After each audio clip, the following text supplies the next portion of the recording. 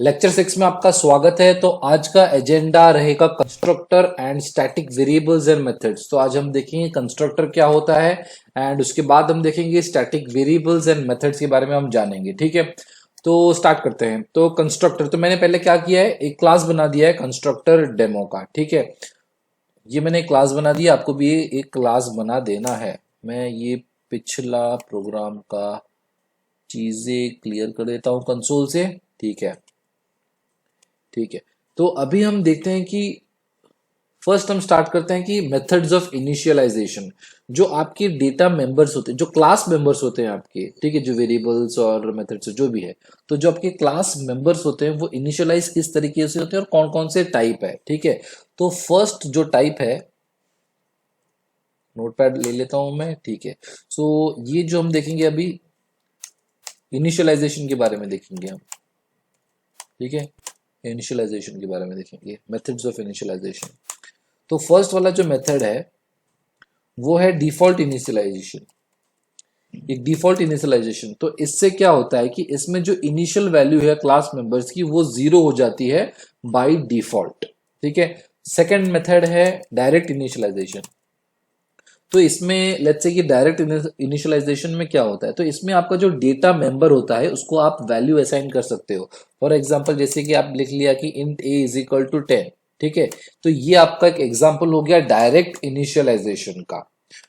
Third जो की है वो है इनिशियलाइजेशन ब्लॉक। इनिशियलाइजेशन ब्लॉक, तो ये कैसे लिखते हैं आप, जैसे कि आपने एक क्लास बनाया, ठीक है, तो ये आपका एक क्लास बन गया। अब इसके अंदर आपको ब्लॉक लिख देना है, कोई मेथड वेथड नहीं है, सीधा ब्लॉक लिख देना है आपको। इसके अंदर आप अगर कुछ चाहते हो कि इनिशियलाइज करना तो आप ऐसा लिख सकते हो। ये आपका थर्ड तरीका हो गया इनिशियलाइजेशन ब्लॉक का। और जो चौथा तरीका है वो है कंस्ट्रक्टर।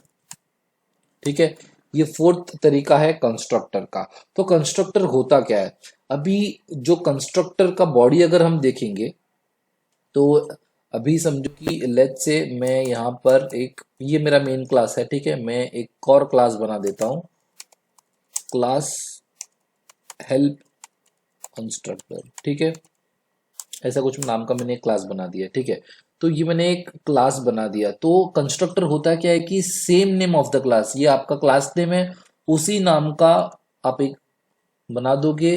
बिल्कुल मेथड जैसा दिखेगा पर ये मेथड नहीं है। एंड ओपनिंग एंड क्लोजिंग, तो ये आपने एक कंस्ट्रक्टर बना दिया।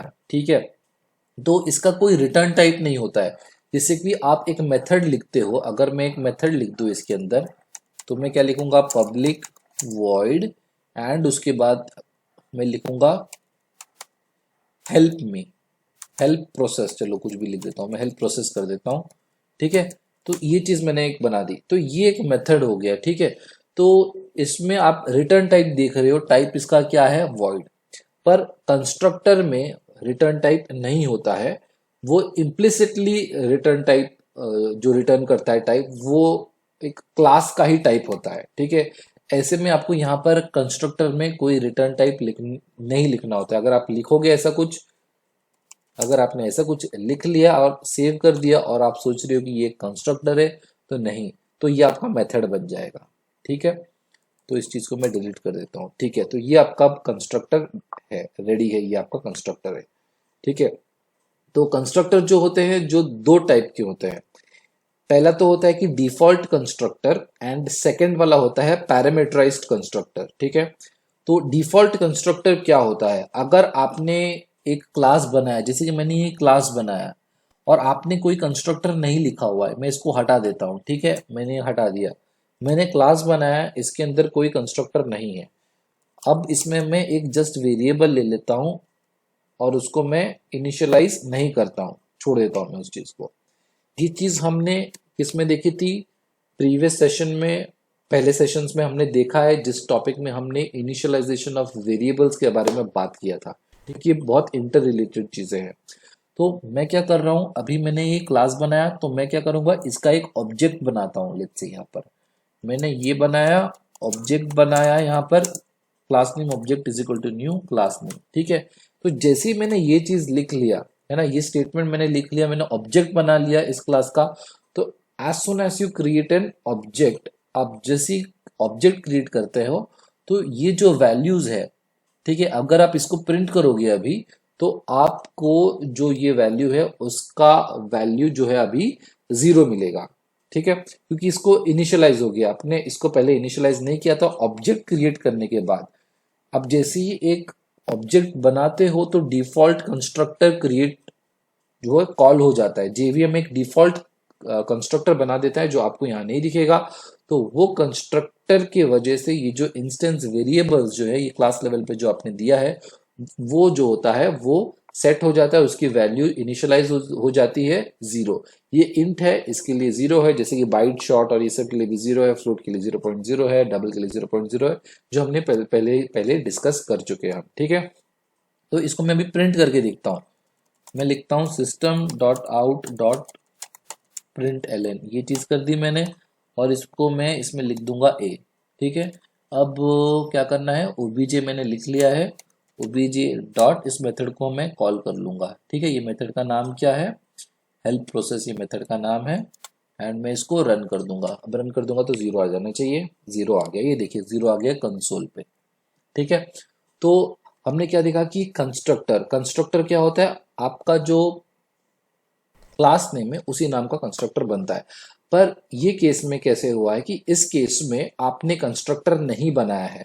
ठीक है, तो जेवीएम ने क्या किया है, जेवीएम ने इंटरनली एक कंस्ट्रक्टर क्रिएट करता है। अगर आप क्रिएट नहीं करते हो तो जेवीएम क्रिएट कर देता है आपके लिए कंस्ट्रक्टर। ठीक है, उस कंस्ट्रक्टर जब क्रिएट होता है वो कंस्ट्रक्टर जो आपके जो इंस्टेंस वेरिएबल है वो इनिशियलाइज हो जाता है। अगर आप कंस्ट्रक्टर क्रिएट करते हो, अगर आपने कंस्ट्रक्टर क्रिएट किया है, जैसे कि ये मैं कंस्ट्रक्टर बनाता हूं, तो जेवीएम आपके लिए कंस्ट्रक्टर नहीं क्रिएट करेगा। ठीक है, और कंस्ट्रक्टर का यूज क्या है, अभी जैसे कि एक ले लेता हूं मैं, समझो पोस्ट टैक्स नाम का एक वेरिएबल बना दिया मैंने। ठीक है, इस चीज को अभी मुझे क्या करना है, मैं इसको इनिशियलाइज करना चाहता हूं, तो ये चीज मैं इस कंस्ट्रक्टर के अंदर कर सकता हूं। ठीक है, ये पोस्ट टैक्स को मैंने 1000 कर दिया, कुछ ऐसा लिख दिया मैंने। ठीक है, तो ये यूजेज है कंस्ट्रक्टर का, तो मैं इसको जो वेरिएबल्स है उसको मैं इनिशियलाइजेशन के लिए यूज कर सकता हूं मेरे कंस्ट्रक्टर्स को। तो मैंने फर्स्ट कहा था कि डिफॉल्ट कंस्ट्रक्टर होता है, ये एक पहला टाइप होता है। एंड जो सेकेंड टाइप होता है वो होता है पैरामीटराइज्ड कंस्ट्रक्टर। ये पैरामीटराइज्ड कंस्ट्रक्टर क्या है वो भी हम देख लेते हैं। तो पैरामीटराइज कंस्ट्रक्टर वो होता है जिसमें आपको पैरामीटर डालना होता है इसमें। जैसे कि ये फर्स्ट वाले एग्जांपल में आप देख रहे हो कोई भी पैरामीटर नहीं है। ठीक है, ये सेकंड एग्जांपल में बनाता हूं और इसके अंदर मैं दो वेरिएबल्स ले लेता हूं, समझो प्री टैक्स एंड मैं ले लेता हूं इन टैक्स रेट, कुछ ऐसे नाम का। ठीक है, ये दो मैंने वेरिएबल ले लिया। अब क्या हो रहा है इसमें, तो इसमें मैं लिख देता हूँ, ठीक है, ये प्री टैक्स ले लिया मैंने एंड टैक्स रेट ले लिया। तो इसमें मैं एक काम करता हूँ, दो वेरिएबल ले लेता हूँ यहाँ पर, प्री टैक्स अमाउंट नाम का ले लेता हूँ। ठीक है, एंड मैं अगेन यहाँ पर टैक्स अमाउंट कर देता हूँ इसको। ठीक है, टैक्स अमाउंट कर देता हूँ। तो कुछ नहीं, मैं इस कंस्ट्रक्टर में क्या करूंगा, इस प्री टैक्स अमाउंट को इसमें भर दूंगा, इनिशियलाइज कर दूंगा किससे, ये प्री टैक्स जो हमारे पास आ रहा है उसको इसमें भर दूंगा। एंड जो सेकंड है टैक्स अमाउंट उसको मैं इसमें स्टोर कर दूंगा, किस चीज को, इस टैक्स रेट को। तो ये वाला जो देख रहे हैं एग्जांपल, हम ये पैरामीटराइज्ड कंस्ट्रक्टर देख रहे हैं। तो जैसे कि मैंने कहा दो टाइप है, डिफॉल्ट और एक पैरामीटराइज्ड। ठीक है, तो ये वाला जो पार्ट है ये पैरामीटराइज्ड कंस्ट्रक्टर आपने देख लिया। अभी आपको क्या करना है, अभी मुझे कॉल करना है इन दोनों कंस्ट्रक्टर्स को। तो कैसे, मैं ऑब्जेक्ट बनाऊंगा तो कॉल हो जाएंगे, मुझे एक्सप्लिसिटली कोई कंस्ट्रक्टर को ऐसा कॉल नहीं करना होता। ठीक है, तो इस केस में देख लिया आपने ऑब्जेक्ट बना दिया है। ठीक है, आपने ऑब्जेक्ट बनाया यहाँ पर। अभी आप क्या करोगे, एक और ऑब्जेक्ट बनाओगे हेल्प कंस्ट्रक्टर का, जिसमें आप वैल्यू पास करोगे। ये हो गया obj1 is equal to new, ये कर लिया आपने। आपको दो वैल्यू पास करना है, इंट 1000 2000। ठीक है, आपने ये चीज कर लिया। ठीक है, ये obj1 से आपने ये वाला बना दिया जिसके अंदर प्री टैक्स अमाउंट एंड ये जो टैक्स अमाउंट आ गया आपका। ठीक है, तो मैं क्या करने वाला हूँ, एक और मेथड बना देता हूँ, पब्लिक वॉइड कैलकुलेट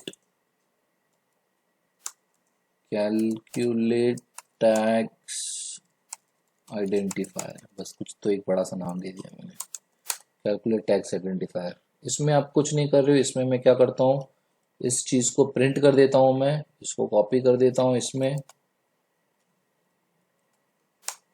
फिर से मैं कॉपी कर देता हूँ और इसमें मैं प्री टैक्स अमाउंट जो मेरा आया है वो डाल देता हूँ मैं, एंड इसको मैं क्या कर दूंगा, इसको अपेंड कर दूंगा, इसको यहाँ भर दूंगा। ठीक है, चीज कर दी मैंने, उसके बाद इसको मैं यहाँ से हटा दूंगा एंड टैक्स अमाउंट को यहाँ मैंने कॉपी कर दी, यहाँ मैंने इसको पेस्ट कर दिया एंड ये टैक्स अमाउंट ये मैंने भर दिया यहाँ पर। ठीक है, तो अभी मैं इसको रन करके देख लेता हूँ, ये 0 हो गया। हाँ, मैंने इसको कॉल ही नहीं किया तो ये कहाँ से चलेगा। ठीक है, अब मैं क्या करूँगा, इस मेथड को कॉल कर दूंगा, ये मेरा मेथड है अभी। ठीक है, ये क्या हो रहा है, ये इस टाइम पर पैरामीटराइज्ड कंस्ट्रक्टर कॉल हो गया है, उसके अंदर वैल्यू सेट हो गई है। ठीक है, मैं अभी क्या कर रहा हूँ, इसके ऑब्जेक्ट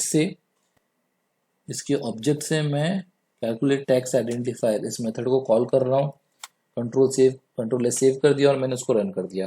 तो देख लीजिए मैंने क्या भेजा था, 100 एंड 2000 भेजा था, तो प्री टैक्स अमाउंट में 100 एंड टैक्स अमाउंट में 2000 आ गया है। ठीक है, हमने वो प्रिंट करके देख लिया है। ठीक है, तो ये वाला पार्ट था हमारा पैरामीटराइज्ड कंस्ट्रक्टर का। तो अगर आपने प्रीवियस सेशन देखा होगा, मेरा प्रीवियस लेक्चर देखा होगा, तो हमने बात की थी मेथड ओवरलोडिंग की। जी हाँ, सिमिलरली हम कंस्ट्रक्टर ओवरलोड भी कर सकते हैं। तो कंस्ट्रक्टर ओवरलोडिंग कैसे करना है, अब यहाँ देख लीजिए, आपने क्या किया है, ये कंस्ट्रक्टर है। ठीक है, तो आपने उसमें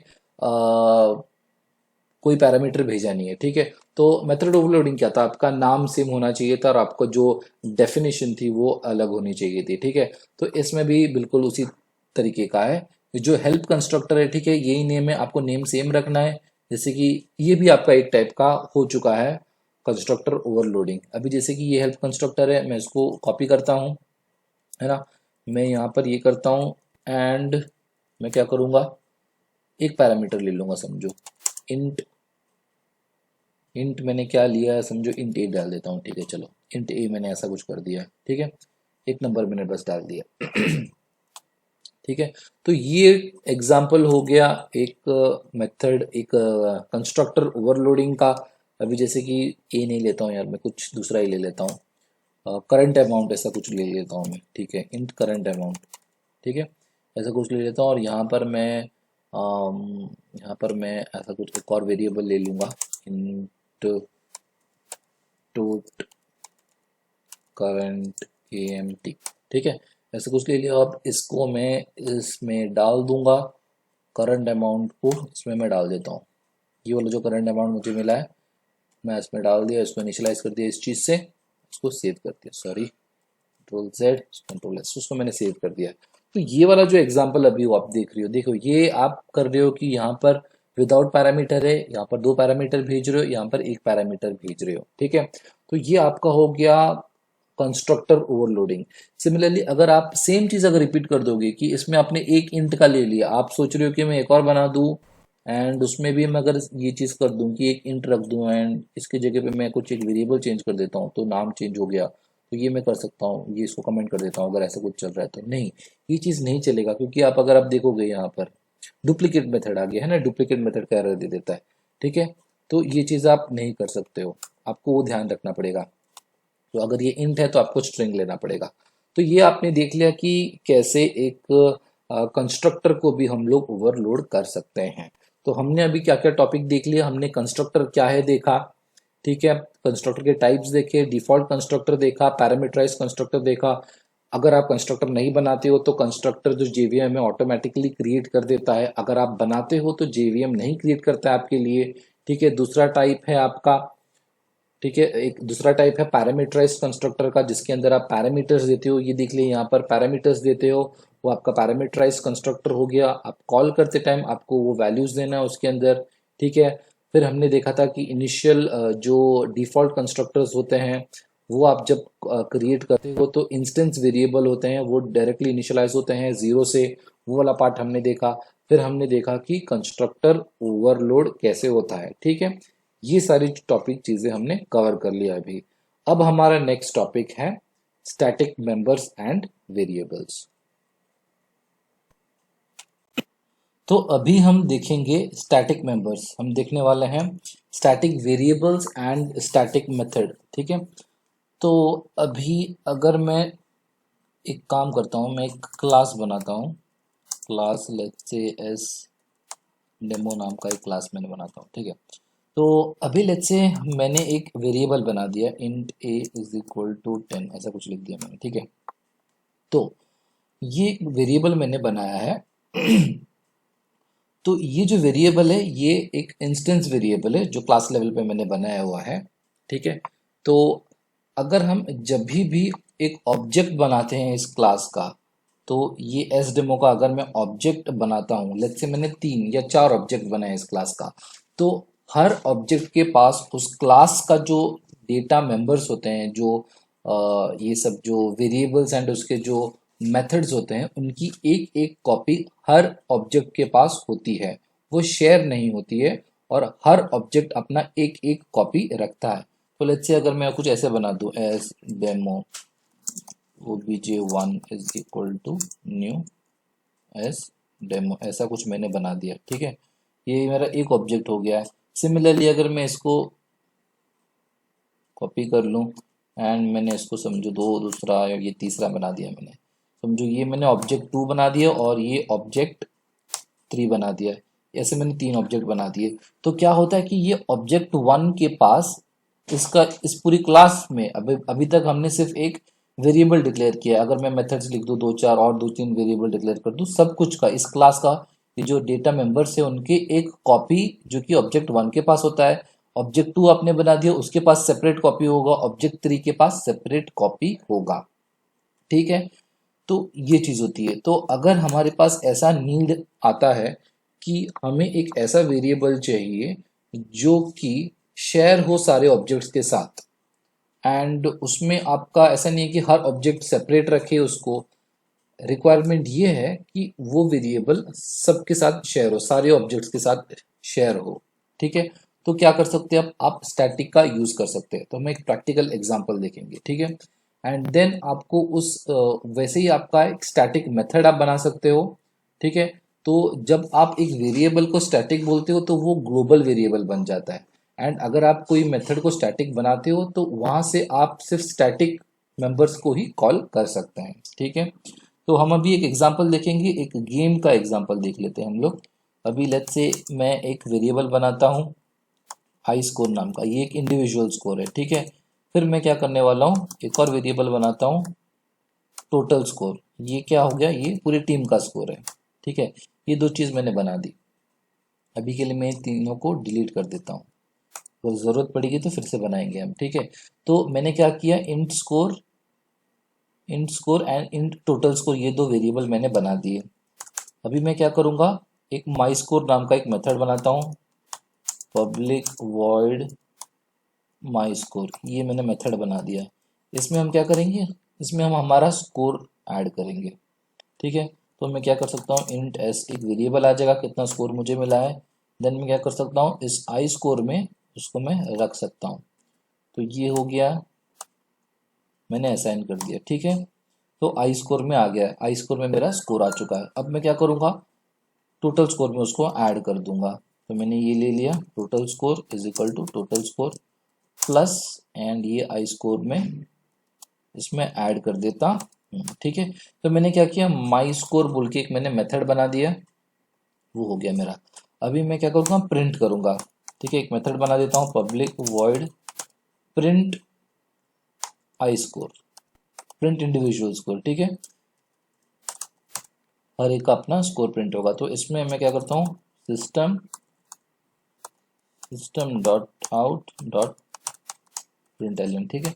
ये चीज मैं कर लेता हूँ। तो इसमें मैं क्या करूंगा, अपना स्कोर ऐड कर लूंगा, कितना मैंने स्कोर किया, ये इंडिविजुअल स्कोर है, ठीक है। ये चीज मैंने कर ली। मैं इसको अपेंड करूंगा, ये डाल दूंगा। यहाँ पर मैं क्या करूंगा, इसको आई स्कोर, ठीक है, ऐसा कर दिया मैंने, ये इंडिविजुअल स्कोर हो गया मेरा। उसके बाद मैं फिर से प्रिंट करके टोटल स्कोर डालने वाला जो टीम का स्कोर है, public void print team score, ठीक है। ये पूरे टोटल मेरा जो टीम होने वाला है ना उसका पूरा टोटल स्कोर है। तो इसमें आपको क्या प्रिंट करना है, इसमें आपको टोटल स्कोर प्रिंट करना है। तो ये सेंटेंस मैंने कॉपी कर लिया, ये टोटल स्कोर हो गया मेरा, ठीक है। ये टोटल स्कोर यहाँ डाल दिया मैंने, इसको अपेंड कर दिया, ठीक है। तो ये मैंने मेथड्स बना ली। तो ये वाला मेरा माई स्कोर हो गया, ठीक है, जो इंडिविजुअल है। ये प्रिंट कर रहे हैं हम इंडिविजुअल स्कोर, एंड यहाँ पर टीम स्कोर को हम प्रिंट करने वाले हैं। तो अभी हमने क्या देखा है, हमने एक एस डेमो नाम का एक क्लास बनाया और ये दोनों इंस्टेंस वेरिएबल है। तो ये आई स्कोर है और ये टोटल स्कोर है, ठीक है। तो मैं क्या करूँगा, अभी मैं एक ऑब्जेक्ट बना देता हूँ मैं, ठीक है। इसमें आता हूँ मैं, एस डेमो का एक ऑब्जेक्ट बना देता हूँ, S demo obj1 is equal to new S demo. ये चीज़ मैंने बना दी, एक ऑब्जेक्ट मैंने बना दिया, ठीक है। अब मैं क्या करूँगा, obj1 डॉट माई स्कोर, अपना स्कोर दे दूंगा, समझो मैंने दे दिया 100, ठीक है। उसके बाद मैं क्या करूँगा, obj1 dot print, print I score कर दिया मैंने, अपना स्कोर प्रिंट कर दिया। सिमिलरली मैं क्या करूँगा, एक ये पहला प्लेयर है हमारा, तो ये obj1 की जगह पे मैं क्या करता हूँ, p1 लिख देता हूँ, ज़्यादा क्लैरिटी हो जाएगी। p1 मतलब ये पहला प्लेयर, प्लेयर 1 का है ये, ठीक है। ये प्लेयर 1 है, प्लेयर 1 का खुद का स्कोर है, एंड वो मैंने प्रिंट कर दिया। सिमिलरली ये अभी सेकंड प्लेयर के लिए हम लेंगे, ये कॉपी कर दिया मैंने, ये मैं करता हूँ p2 एंड देन इसको करते हैं p2 dot my score and p2 dot individual score. ये 100 हो गया है, इसको मैं दे देता हूँ 140 समझो, सेकंड प्लेयर ने बना दिया है। एंड अभी मैं क्या करूँगा, इसको पेस्ट करके थर्ड प्लेयर के लिए बना दूंगा, p3 हो गया ये हमारा, p3 डॉट माई स्कोर हो गया and p3 dot print I score हो गया। ये जो प्लेयर है मैं कर देता हूँ इसको 200, ठीक है। ये तीन चीज़ हो गए, ठीक है। अभी हमने क्या किया, माई स्कोर और ये कर दिया। अभी मैं प्रिंट करके देख लेता हूँ इन चीज़ों को, फिर मैं इसको रन कर दूंगा। इसमें मुझे I score, individual score 100, 140 and 200 दिख गया, ठीक है। तो ये क्या क्या प्रिंट किया हमने, माई स्कोर में वैल्यू चला गया, पहला जो स्कोर भेजा था वो इंडिविजुअल स्कोर में चला गया, ठीक है। तो ये 100 इसके अंदर चला गया। फिर इसने क्या किया, टोटल स्कोर में क्या किया, 100 डाल दिया, ठीक है। सिमिलरली सेकंड वाले के लिए हुआ एंड थर्ड वाले के लिए 140 एंड देन 200। तो ये प्रिंट आई स्कोर में क्या किया, इसने प्रिंट कर दिया। अभी तक मैंने सिर्फ आई स्कोर ही प्रिंट किया, टोटल स्कोर प्रिंट नहीं किया है। तो अब हम देखते हैं, ठीक है। मैं क्या करूंगा अभी, p1 dot dot print team score कर देता हूं मैं। उसके बाद फिर मैं क्या करता हूँ, p2 dot print team score कर देता हूँ। Again p3 dot print team score कर देता हूँ। तो ये आई स्कोर हो गया है, ये p2 dot print team score, ठीक है। कंट्रोल एस करेंगे, अभी हम इसको रन कर देंगे, ठीक है। अभी आप देख रहे हो ये जो इंडिविजुअल स्कोर है पहला 100 था p1 प्लेयर के लिए, और उसका टोटल स्कोर 100 दिखा रहा है, ठीक है। इंडिविजुअल स्कोर 140 था and total score, team score भी 140 दिखा रहा है, एंड इंडिविजुअल स्कोर 200 था, टोटल स्कोर भी 200 ही दिखा रहा है। पर एक्चुअल होना क्या है, टीम का स्कोर क्या होना चाहिए, टीम का स्कोर होना चाहिए, तीनों का जब एडिशन करोगे आप वो होना चाहिए, मतलब 440 होना चाहिए, है ना। 440 की जगह पर वो अभी भी टोटल स्कोर में भी वो इंडिविजुअल स्कोर दिखा रहा है। ऐसा क्यों हो रहा है, क्योंकि ये जो दोनों वेरिएबल्स हमने लिए हुए हैं, आई स्कोर और इंट स्कोर, ये दोनों इंस्टेंस वेरिएबल है। हर ऑब्जेक्ट का अपना एक कॉपी होता है, जैसे मैंने आपको कहा था। तो प्लेयर 1 का इन दोनों वेरिएबल का अपना एक कॉपी है, प्लेयर 2 का भी इन दोनों वेरिएबल के लिए अपना एक कॉपी है, एंड प्लेयर 3 के लिए भी इन दोनों का अपना एक कॉपी है, ठीक है।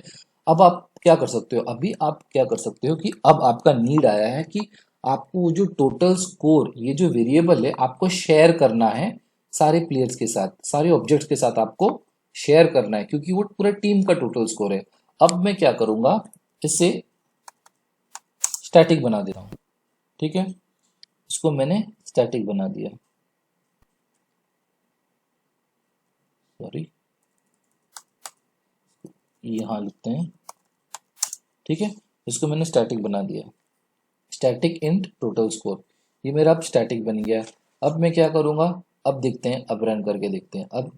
अब ये जो यहाँ पर मैंने किया है टोटल स्कोर, अभी मैं क्या क्या करता हूँ, इस मेथड को, जो टीम का स्कोर है, इसको भी स्टैटिक बना देता हूँ, ठीक है। Public static void print team score. तो मैंने क्या बोला था कि जो स्टैटिक मेथड है वो आपका कॉल होता है दूसरे स्टैटिक मेथड से ही। तो हमारा ये वाला जो मेथड है ना, मेन मेथड है, वो स्टैटिक मेथड है, पब्लिक स्टैटिक वॉइड मेन। तो यहाँ से हम इस स्टैटिक मेथड को कॉल कर सकते हैं, ठीक है। तो अब देखिए, तो स्टैटिक मेथड या फिर स्टैटिक वेरिएबल्स होता है, वो ऑब्जेक्ट्स के साथ वो ऐसे इंडिविजुअल कॉपी नहीं बनता है उनका, वो सब ऑब्जेक्ट्स के साथ शेयर होता है। तो आपको उसको एक्सेस करना है तो आप ऐसे यूज कर सकते हो, आप क्लास नेम डॉट आप उसको यूज कर सकते हो। तो अभी आप क्या कर सकते हो, डॉट प्रिंट टीम स्कोर कर सकते हो, ठीक है। अभी हम इसको प्रिंट टीम स्कोर करेंगे, तो इससे हमको क्या मिलेगा कि जो टोटल स्कोर था ना, ये अब शेयर होने लग गया सबके साथ। तो पहले आपने इंडिविजुअल स्कोर में, आपका इंडिविजुअल स्कोर आया कितना, पहला 100, ठीक है। तो ये 100 प्लस पहले 0 था, फिर ये टोटल स्कोर में हो गया आपका 100। फिर आपने क्या किया, सेकंड आपका प्लेयर आया, उसने 140 किया, तो ये स्कोर में आ गया, आई स्कोर में उसका आ गया 140। पर यहाँ पर जो की है, ये जो टोटल स्कोर है, ये आपका स्टैटिक है, ग्लोबल वेरिएबल है, तो इसकी वैल्यू चेंज नहीं होगी, क्योंकि एक एक कॉपी नहीं बनाता है ऑब्जेक्ट के लिए। तो ये क्या किया उसने, 100 इसके पास पहले से था, उसने उसको ऐड कर दिया। देन थर्ड प्लेयर के लिए आया, उसने फिर क्या किया, थर्ड प्लेयर के लिए आया, तो 100 प्लस 140 प्लस 200, ये टोटल स्कोर आ गया इसमें, ठीक है, जो कि हमने स्टैटिक किया है। अब ये ग्लोबल वेरिएबल है। अब हम क्या करेंगे, अभी इसको हम प्रिंट करेंगे, प्रिंट करके हम देख लेंगे, ठीक है। अभी मैं इसको रन करता हूँ, और अब हम देखते हैं कि टोटल स्कोर जो कि है 440 है, ठीक है। तो ये डिफरेंस मैंने आपको बताया कि ये देखो, आपने पहले क्या किया होता, आपने पहले स्टैटिक नहीं किया हुआ था, इसको स्टैटिक नहीं किया होता तो हर ऑब्जेक्ट इसको अपना एक कॉपी बना रहा था, एंड उसको आपको टोटल स्कोर दिख रहा था, जो कि इनकरेक्ट था, क्योंकि आपका टीम स्कोर रिफ्लेक्ट नहीं हो रहा था। हर ऑब्जेक्ट ने अपना कॉपी बना लिया था, मतलब हर प्लेयर ने अपना एक कॉपी बना लिया था और आपको टोटल स्कोर दिख रहा था। पर आपका अभी नीड ऐसा है कि आपको टोटल स्कोर तीनों प्लेयर के अंदर शेयर करना है, क्योंकि आप एक टीम का स्कोर बनाने वाले हो उसको। तो उस चीज को मैंने क्या किया, स्टैटिक कर दिया, तो आपका एक ग्लोबल वेरिएबल बन गया वो, है ना। तो ये जो टोटल स्कोर हो गया, अब आपका वैल्यू इसमें करेक्ट आने लग गया। तो मैंने क्या किया, प्रिंट टीम स्कोर को भी स्टैटिक बना दिया, एंड उसको प्रिंट कर दिया। ये टोटल स्कोर आप देख सकते हो, इसको प्रिंट कर दिया इसने टोटल स्कोर, ये दिख गया आपको, है ना।